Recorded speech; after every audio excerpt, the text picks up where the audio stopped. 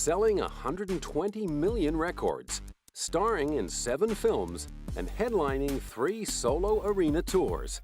The biggest-selling female artist of the decade is still excited about new challenges and humbled by success. Everything that I'm involved with, I'm really passionate about. And I feel like, you know, as long as you believe in something, you can do it. And I'm really blessed to have all these opportunities.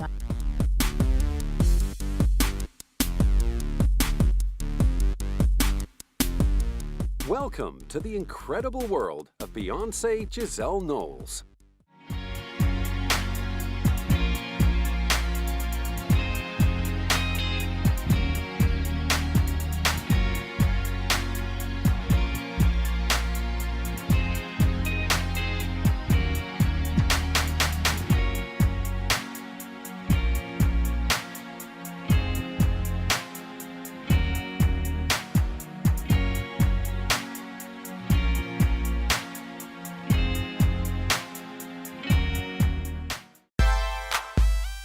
With all that she has accomplished, it's hard to believe that Beyoncé Knowles is still only in her 20s. Even she has to admit that life is pretty good. I'm very blessed. I've had an amazing family, and I think I have unconditional love. And regardless if I'm a celebrity, singer, whatever, I have a life outside of that. I don't define my life by my success as a star, superstar, or whatever you want to call it. I do what I do because I love it, and I'm grateful that I have support and people that tell me the truth in my life.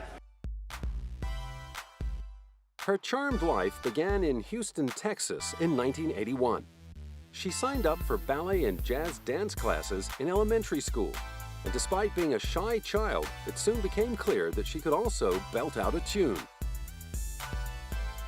By the age of 7, she was winning talent competitions, and just 1 year later, she and best friend Kelly Rowland were rapping and dancing in a group called Girls Time, which went on to become Destiny's Child. Beyoncé's salesman father, Mathew, had so much faith in his eldest daughter's talent that he abandoned his 6-figure salary to manage her singing career. That bold decision was rewarded in 1996 when Destiny's Child were signed to Columbia Records. Although Beyoncé was just 15 years old, she had already won over 30 singing and dancing competitions in her native Houston. The group, which included another of Beyoncé's childhood friends, LaTavia Robertson, as well as LaToya Luckett, recorded a song called Killing Time, which found its way onto the Men in Black soundtrack in 1997. That was swiftly followed up by their self-titled debut album. The album went gold and featured the lead single, No, No, No. First time I heard myself on the radio was actually picking my little sister up from school, who's not a little sister anymore, but then she was a baby, and it was all of the girls from Destiny's Child. And as soon as we pulled up, the bell rang, and we heard No, No, No on the radio, and we ran out of the car. We ran around the car and dropped everything and was screaming, and it was like a movie scene. And my sister was really embarrassed when she walked out to see us acting a plum fool until she realized it was our song on the radio. Still, she had to wait another year to hit the big time. Destiny's Child's second album, The Writings on the Wall, peaked at number 5 on the Billboard 200. And spawned the #1 singles Bills, Bills, Bills and Say My Name. In the year 2000, the group saw a few lineup changes, with LaToya and LaTavia being replaced by Michelle Williams and Farrah Franklin. Farrah dropped out, clearing the way for Beyoncé, Kelly, and Michelle. Although Michelle has since admitted to battling insecurity in the early days of joining the trio, Kelly and Beyoncé made her feel part of the Destiny's Child family. It's like a marriage. You know how you need communication, you need love and loyalty and trust. What else, ladies? It's very few times that, you know, you find that that perfect person. That's really rare. So it's not easy, and it isn't like one thing that you can say. It just has to be natural. Right. And we don't have to force our friendship. Right. We just really enjoy each other, and it was always natural for us. Michelle joined the group just in time to record their third album, Survivor. Co-produced by Beyonce, the album went straight to #1 on the Billboard charts and spawned the hits Independent Woman Part 1, Bootylicious, and the title single, Survivor, written by Beyonce and her father, Mathew. Survivor went on to win the group their third Grammy Award for Best R&B Performance by a Duo or Group. After racking up several Billboard Music honors, 2 Soul Train Lady of Soul Awards, as well as an American Music Award, they took some time out to concentrate on solo projects. After 3 years apart, they headed back to the studio as a trio to record their 4th and final album together. This time, all 3 members took on writing and producing duties, and Beyoncé was delighted with the result. It's called Destiny Fulfilled, and I'm really excited because I know that it's the best album we've ever done. It's no doubt about that. The album went on to sell nearly 500,000 copies in its first week, confirming their status as the biggest-selling girl group of all time. Topping it all off with a worldwide concert tour to promote the album, they announced to fans in June 2005 that after 14 years together, it was time to go their separate ways and pursue their individual goals.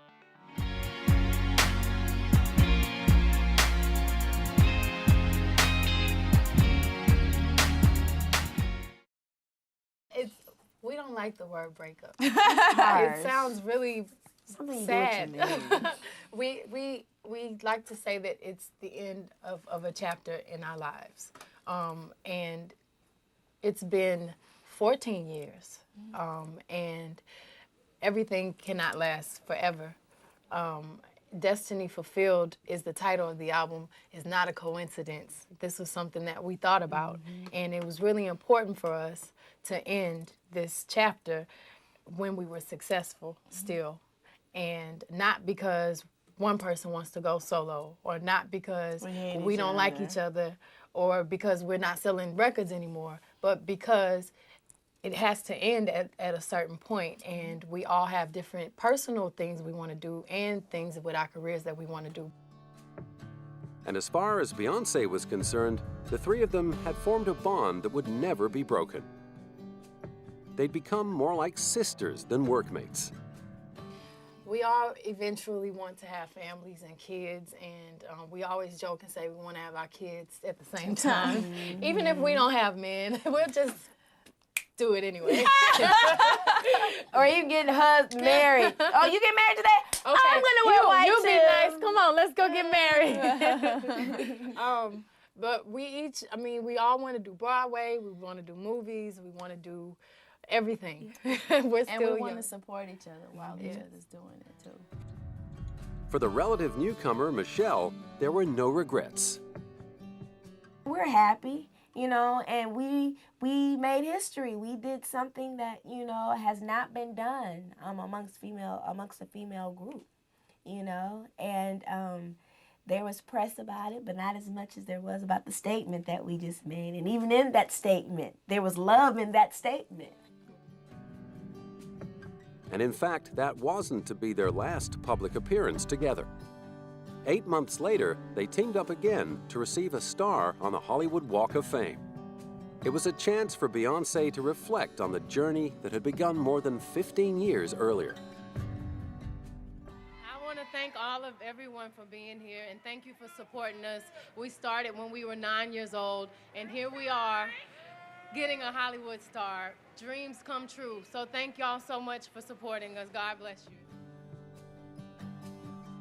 It also gave her proud mother, Tina, the opportunity to pay her own personal tribute.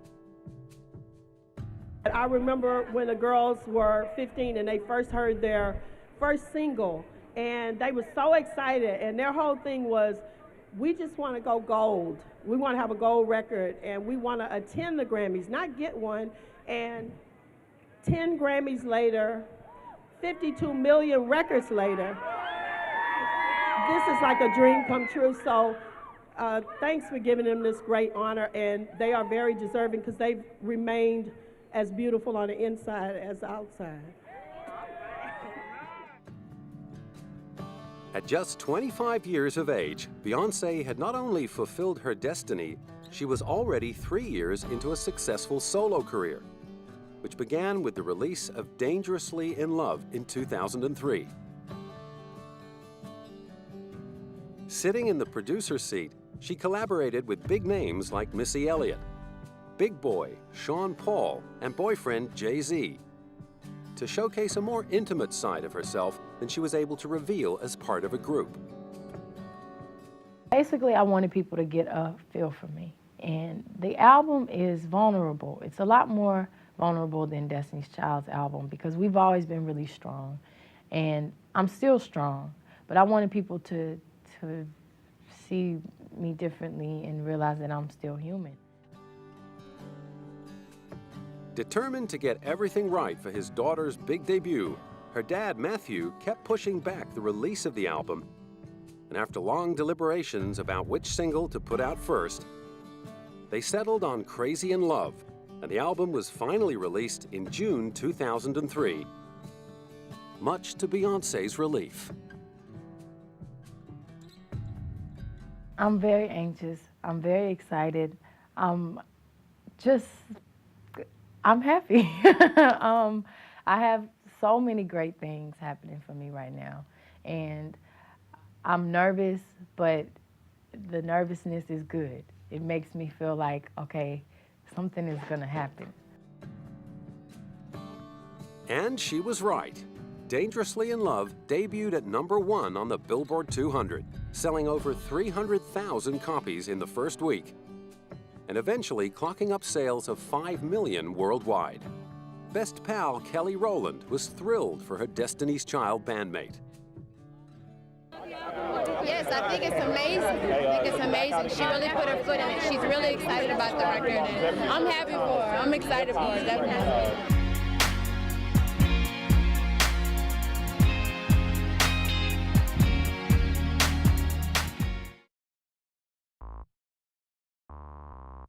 Having already earned her Best Female Artist at the Billboard Music Awards and 3 MTV Video Music Awards, Dangerously in Love looks set to clean up at the 2004 Grammy Awards, where Beyoncé was scheduled to perform with Prince. She ended up going home with a massive haul of 5 Grammys, including Best Female R&B Vocal Performance for Dangerously in Love 2, Best R&B Song for Crazy in Love, and Best Contemporary R&B Album. At the end of the big night, she couldn't quite take it all in. I'm very excited. I can't believe tonight I'm about to celebrate with Tony, and I can't believe I performed with Prince yesterday. I still can't believe it. I have to see it to believe it. It was unbelievable. I learned so much from him, and he's truly a spectacular artist. And you had all the success tonight. Are you having to pinch yourself? Does it seem real? I cannot believe it. I'm like this. Like, I don't know what to feel. It's unbelievable. Where do you think you're going to put all these Grammys? I have 3. My mother has 3 actually from Destiny's Child, so I'll probably put the other 5. That's crazy. After that, Beyoncé was everywhere, performing at every prestigious event from the Super Bowl to the 2005 Academy Awards, where she upped the ante by singing to a television viewing audience of millions in French. Fearless as ever, she didn't flinch.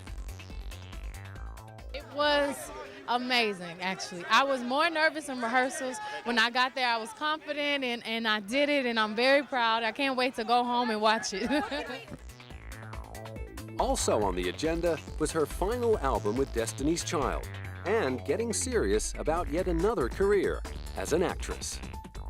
I haven't even been a leading lady yet, which has been my choice because I want to make sure that I know exactly what I'm doing when I do it, but I have that.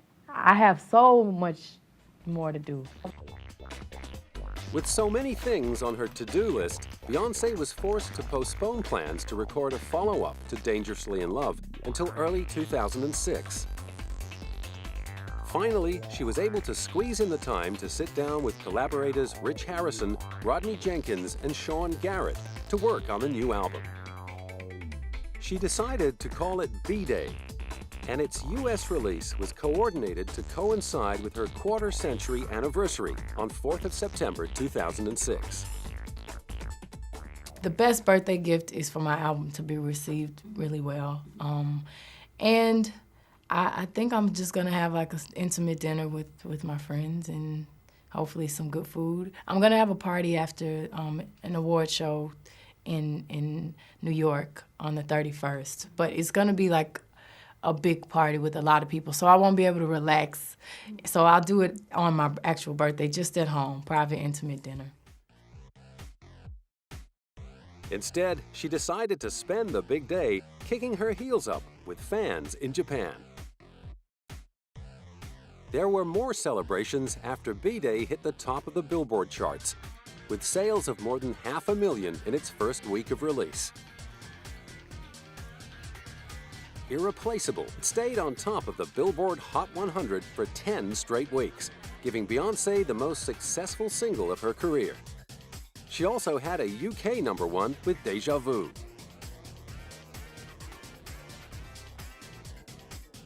The following year, she released the B-Day Anthology video album. I always wanted to do a video album. While I was recording the songs, I could see the videos in my mind, but I didn't have time to do it before the release. So I said, I'm gonna re-release the album when I have time and do a video for each song. That mammoth job entailed filming 8 videos in the space of just 2 weeks. It was all hands on deck. It was difficult. I did 8 videos in 2 weeks, which I don't know if anyone's ever done that. I can't believe I did it, but I had a lot of help and a lot of support. My hair and makeup team and my wardrobe, my mother and Ty and my choreographer, we all worked together and we were just grinding it out. As if that hadn't been keeping her busy enough, she also put together a deluxe edition of the B-Day album featuring brand new tracks and Spanish versions of some of the songs. I decided to write some new songs that were a little more personal because B-Day was so aggressive.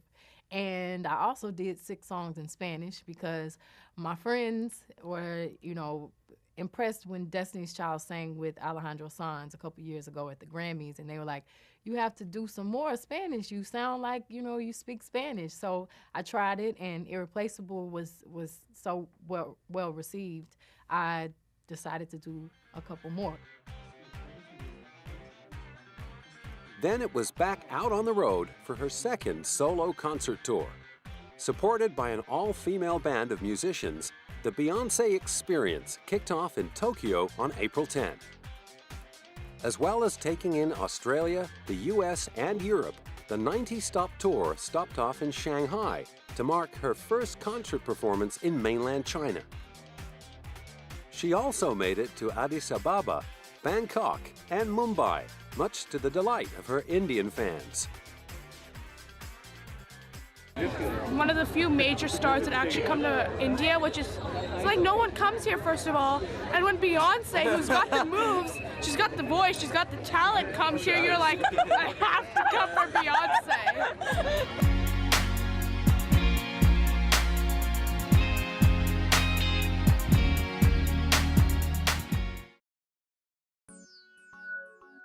After one of her many costume changes during the Indian concert, she took to the stage in a traditional sari to sing Dangerously in Love. While there were no wardrobe malfunctions on that night, during a concert in Orlando, she got her heel caught in her floor-length jacket and tripped down a flight of stairs. The incident was recorded on a fan's mobile phone and became a hit on YouTube. It even found its way onto the nightly news on U.S. network CNN. But even that didn't slow her down. After picking up yet another Grammy for Best R&B Contemporary Album, she knuckled down to the job of recording her third solo album. I Am Sasha Fierce. And I actually wanted to reveal more of myself, so I named half of it I Am. And I'm really excited about this side of the album because the music is so classic and beautiful, and it's a lot of acoustic guitar, and you can kind of hear it a little bit with this first single, If I Were a Boy. And it's just beautiful songs no matter what the music is. Sasha Fierce is the character she likes to adopt when performing on stage, whom Beyoncé insists is much more bold and brassy than her real-life persona. I love to dance. I love to dance on stage and in videos. I think people will be surprised to see me dance in real life. I'm really a lot more reserved and kind of shy. I kind of do the two-step that I saw my parents do. I can't bust into choreography in an intimate setting. While some people she meets are surprised at the contradiction between her on- and off-stage personalities, she believes she's no different from most other performers. Actually, every person, I believe, has that. When it's time for them to work no matter how tired you are, you just kind of put it on. And I feel like every performer I've met, they all have that character they've created on the stage, and that's something really special for the fans. So I wanted to give them that side and also show them who I really am. Following the release of its first two singles, If I Were a Boy and Single Ladies, I Am Sasha Fierce hit the record stores and internet in November 2008, ahead of scheduled plans to get back out on tour in 2009. It's so difficult. I think I'm doing like 40 songs, and I do the arrangements with my band, and that rehearsal time is so hard because, you know, people come and they all have their favorite songs, and I want to always give the fans what they want, but I'm doing all the songs. I just do have to get creative with the amount and how to put them together so I can get them all together in 2 hours. On the top of that, she had to contend with the problem of rehearsals for the shows leaking onto the internet and spoiling the surprise for her fans. It's very frustrating now because, you know, it's great because people can get a little sneak peek and say, oh, I want to come to the show, or, oh, I don't want to go to that show. And, you know, I'm fans of people, so I go on there and check it out too. But, you know, you put so much of your heart and time into the wardrobe and making sure it's these reveals and the costumes and the lights. And then, you know, it's kind of unfortunate that people can see the show months before you get into their city. But, you know, it's life. That's how we live now. It's all very different. Reviews of the I Am tour had critics falling over themselves to do it justice. One reviewer wrote, "There is breathtaking elegance in her acute desire to entertain." Lorraine Schwartz of The Examiner decreed, "In less than a year, I've seen Madonna, Britney, and Beyoncé. Beyoncé was by far the best of the three." While Newsday wrote, "She proves that hot choreography and strong vocals don't have to be mutually exclusive. No worries of lip-syncing here." And by this time, many people were wondering just how she did it. Finished the last tour a year ago, and now here I am. I'm going to be on tour for another year. Thank God I love what I do, and I have time in between. But, you know, I'm so excited, and this is what I was born to do. So it's my life, you know, and I couldn't imagine not being on tour doing records, so I have the time of my life on the stage.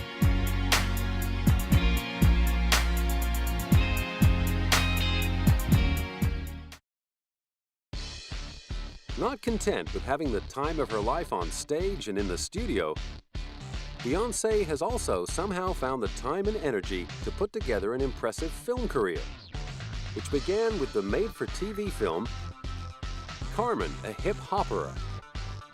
Next, she played the gun-toting, afro-wearing Foxy Cleopatra in the Austin Powers sequel Goldmember. Then, in 2003, she starred in The Fighting Temptations as a gospel choir singer and got the big thumbs up from her seasoned co-star, Cuba Gooding Jr. Beyonce is beautiful, and not only that, she's a songstress, but she can act. But being only her second big screen role, she was nervous about how it would turn out. I was terrified. I was terrified. And the first time I saw this, the same feeling, but I was so critical the first time. The second time was a little better. Now I can really watch it. She still hadn't got over her screen fright by the time she arrived on set for the shooting of a remake of the 60s film comedy series, The Pink Panther. But director Shawn Levy helped her overcome her fears. Beyonce and I spent a week rehearsing. So we just went right at the fact that she's not an actress, it's not her day job, and let's not pretend that there isn't anxiety. In the end, however, she took it all in her stride. Well, it wasn't very difficult. I didn't have to do much research. I was playing an international singer. And it was so easy. It took me a couple weeks, and I got to work with the best Steve Martin and Kevin Kline, who I grew up watching their movies, and now here I am in another. Although she could have done without the extra challenge of trying to keep a straight face while working alongside a rather distracting co-star in Steve Martin. I have to just be serious. I have to stay in character and play it straight, and I can laugh after when I watch the playback. But she wasn't going to let anything get in the way of her ambition.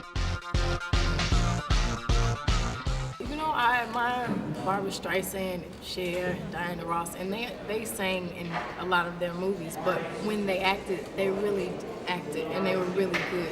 It doesn't matter to me. I eventually want to do a really big musical. That's my dream.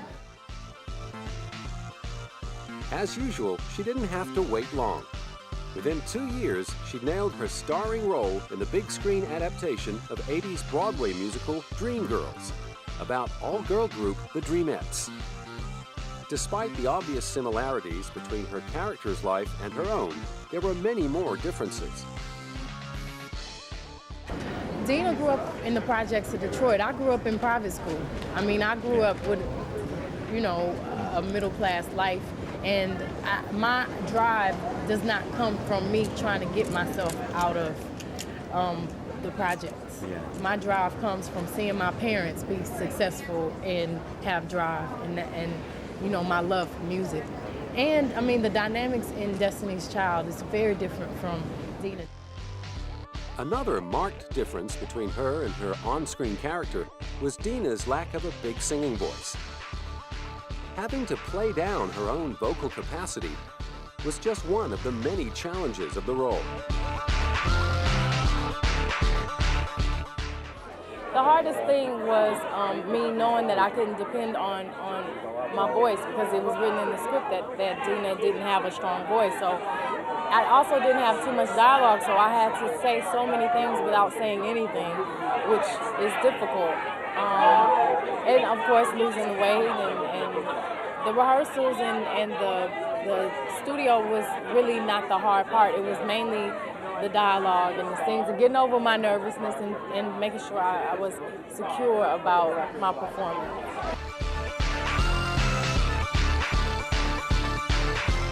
Of course, the hard work only made it more worthwhile when the New York premiere rolled around. Absolutely did. I knew this was going to be magical and this was going to be challenging, but that's what I loved about it, because, you know, I haven't ever played a part that's had so much growth, and that's such a real flawed person.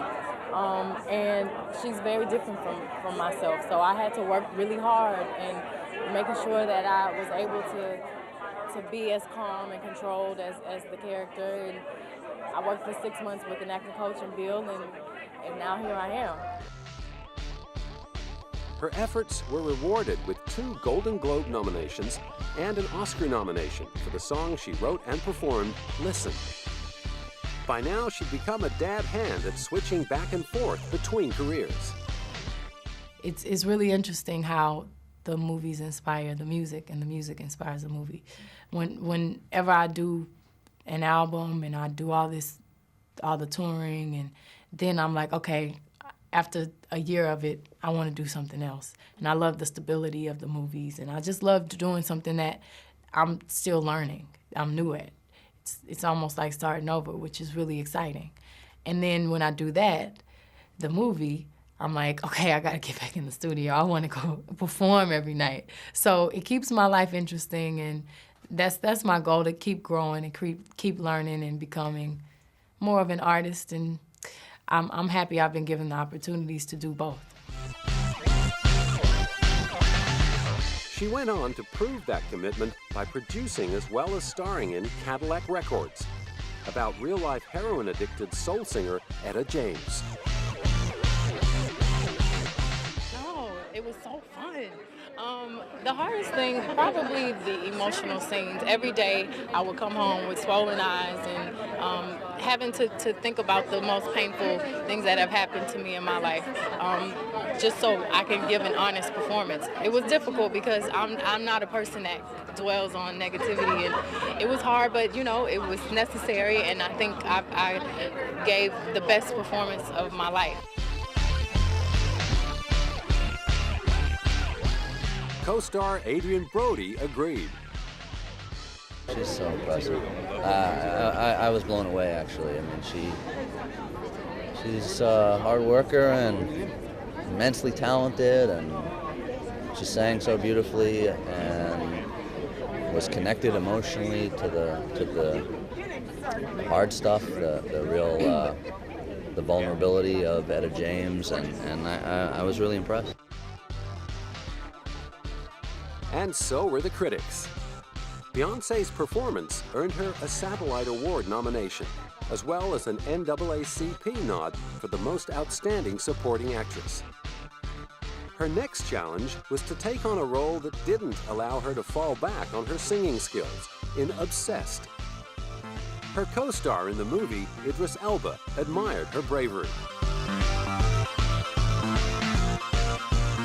Especially great because she came with open arms to just embrace this character. You know, in this case, she's not playing a singer or anything like that she's more comfortable with. It's a very, very a big challenge for her, so did a good job.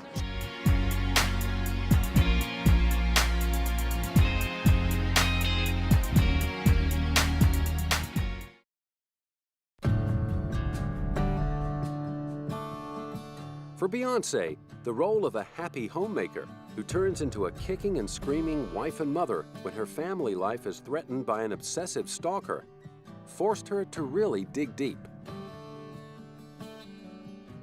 This was really serious, and it came from an emotional place. So anything that was really painful and anything that I have to fight in my life, that's what I thought about. So it was way deeper than the exterior, way deeper than dancing or performing or being, fierce on the stage. It was a far cry from having fun as Sasha Fierce on stage. And I did a lot of substitution and the same things that I do to prepare for other roles, because I'm a heavy believer in putting in a lot of work for movies. Even for the scenes that are funny or the fighting, instead of just relying on the choreography, I wanted to emotionally be believable and be as crazy as a woman would be if someone touched their child. It also made her think very deeply about her own vulnerability. Thank God I've never had anything like this happen, and I pray that it never does. I don't think it will, because fortunately, the crazy obsessed people that are in my life, in Jay's life, we have really good security. So hopefully I won't have to be in there fighting, but I'm a Houston girl, so if I have to, I'll put a little throw in there if I need to. Throughout her wildly successful careers in music and film, Beyoncé has remained incredibly close to her family. Her father, Mathew, manages her music career, while her mother, Tina, designs her costumes. My mother's my stylist. She pulls all the clothes with Ty Hunter, my other stylist. And it's great working with her. For one, she's my best friend, and I admire her. And if I could be like anyone, it'd be her, because she's just such a strong, smart, beautiful woman. Adding yet another string to her bow, she and Tina decided to launch their own ready-to-wear fashion line called the House of Deréon. At the launch in 2005, Beyoncé tried to sum up the House of Deréon in 3 words. Well, couture, kick, and soul. Actually, my mother represents the couture. I represent the kick, and my grandmother, who is Miss Deréon, we named the House of Deréon our line after, is the soul. Since then, the House of Deréon has branched out into the world of mobile gaming with a social networking game called Beyoncé Fashion Diva. The Deréon launch followed her collaboration with Tommy Hilfiger as the face of their new fragrance, True Star. People ask me, why Beyoncé? And it's a very simple answer, and I'm sure you all know the answer. Beyoncé is a true star, and she is a true star in the true sense of the word. The perfume proved so popular that it was quickly followed up by True Star Gold. Then in 2007, prestigious fashion house Armani introduced Beyoncé as the face and voice of their new fragrance, Diamonds. The launch at Macy's department store in New York gave her a rare opportunity to get up close and personal with her fans. Because a lot of the time I'm so distant. I'm on the stage, I'm doing photo shoots and videos, and I don't get to really touch the people that are impacted by my music. And it's so beautiful for me to be able to actually shake their hands and to hear the impact that my music has had on everyone's lives. It's really overwhelming for me, and I'm so grateful for these opportunities. She and her younger sister, Solange, also recently teamed up to promote a line of Mickey Mouse-themed accessories in Japan. According to Forbes magazine, that endorsement deal helped to take Beyoncé's earnings up to $87 million between June 2008 and 2009, bringing her in at number 4 on the 2009 Forbes Celebrity 100 list. In terms of influence and earnings, that put her ahead of husband Jay-Z, who came in at number 7, and whose own remarkable achievements have made him one of the richest hip-hop artists in the industry. Originally christened Sean Carter, Jay-Z grew up in the tough housing projects of Brooklyn, New York. Abandoned by his father at 12, having once shot his brother in the shoulder, and with the occasional dabbling in drugs, life was not looking too promising for the young Carter. Luckily, though, fate had other ideas. Keeping his brothers awake at night by banging out endless drum patterns on the kitchen table, Sean's musical abilities were beginning to flourish. His constant freestyling, lyric writing, and obsession with rap earned him the nickname Jazzy, and it wasn't long before Sean began to see music as his one-way ticket out of the crime-infested neighborhood. You see the cycle. It happens all the time in the projects, You're having a certain life, and it leads either to jail or it leads to death. So, it's up to you to change it. And for me, it was like, what I'm gonna do? Like, I'm gonna just keep running the streets forever? What I'm gonna do when I get 30? You know what I'm saying? That always stuck with me. So, I had a talent to rap, but it was a gift, and I didn't recognize it as a gift in the beginning because it was a gift, so it came easy for me to put words together. And my mom will always be like, anything that you want, you got to work hard for. Although now fully concentrating on music and beginning to generate positive feedback, no major label would give Jay-Z a second look. His only option was to start up his own independent label. He named it Rockefeller Records and released Reasonable Doubt in 1996. That's my my favorite album. That's my baby right there. I have so many special songs as far as the guest appearances, I'm just amazed at the people and the level of talent I got on it between Mary and Big. You know, having both of them on that album. You got to remember, I was an artist out of nowhere. I didn't have a single out on anybody's record. I didn't have a record deal that everyone was talking about. You know, I just came out of nowhere, and to have those type of that level of talent on your debut album, you know, it was a blessing. I mean, everything just worked out. As well as heading up his original independent label, Rockefeller Records, he served for 3 years as president and CEO of hip-hop super label Def Jam Recordings. His aim in taking over the position in 2005 was to bring an artist's perspective to the top job. Given the power to make or break new artists, his priority was to protect the integrity of signed acts and to make it all about the music. You have to let, I like to say that the inmates running the asylum now, you have to let people infiltrate the system in order to correct it. You have to get in there. People that's outside of the system have to get inside the system in order for it to be better, in order for people not to take advantage of artists, in order for people to care more about the music, you know, than quarterly numbers. As if running 2 record companies and a highly successful performing career weren't enough, Jay-Z was also one of the first artists to extend his reach beyond music and into the fashion industry.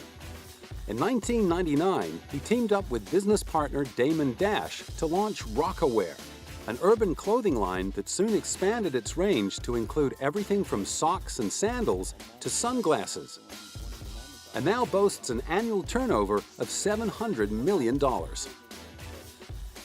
After selling the rights to the Rocawear brand Iconics for a cool $204 million, Jay-Z can afford to be a little smug. You know, in the beginning, people thought hip-hop was just a passing fad, and that's what people say about urban apparel groups, you know, companies. You know, they say that, you know, it's just this thing that happens over a couple summers and then you go away. But, you know, we started this in 1999 and we're still here, still like #1 in our sector, so we're still here. Despite selling the rights to Rocawear, he has retained his stake in the company and still oversees the marketing, licensing, and development of new products, like a new social networking site that offers style and music news. But for Jay-Z, Rocawear is much more than a money-making venture. So I'm very hands-on. I'm hands-on.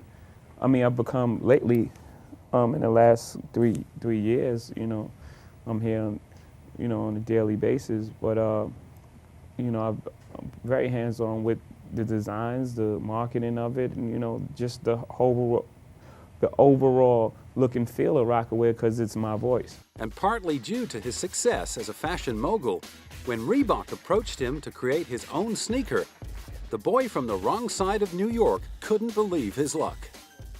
I think I grew up in the projects, you know what I'm saying, and we had to prepare to get shoes. It took us months, and we had to save up and take out trash and do chores to get sneakers.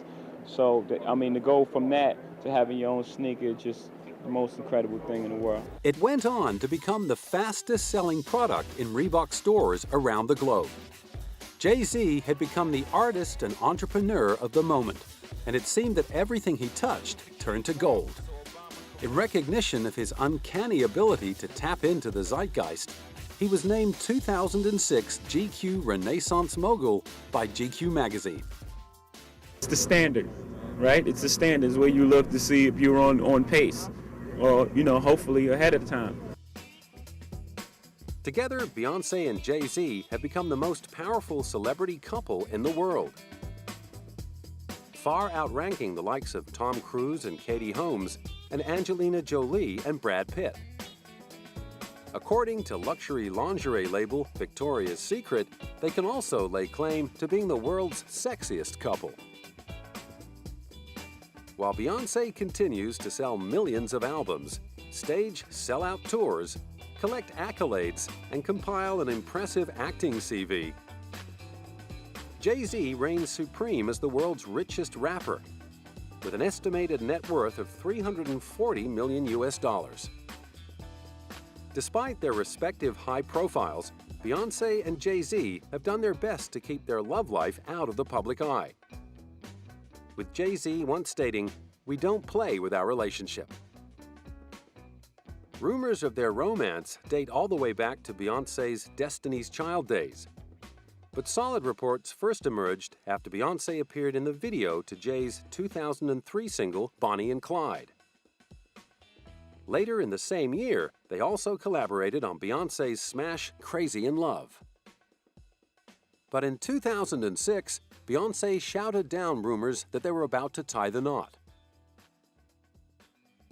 I don't have no wedding plans. We've been reading all about it. It's like, you have no wedding plans? No, I'm not rushing. Where are they getting this? They've been saying it about every celebrity forever. You know, it's not personal. They do it to everyone. Finally, however, in April 2008, the cat was out of the bag after they made an early morning trip to Scarsdale Village Hall in New York. Oh, I think that's so exciting. It's fun, it's exciting, and I can't believe they came all the way here to get a marriage license. That's very nice.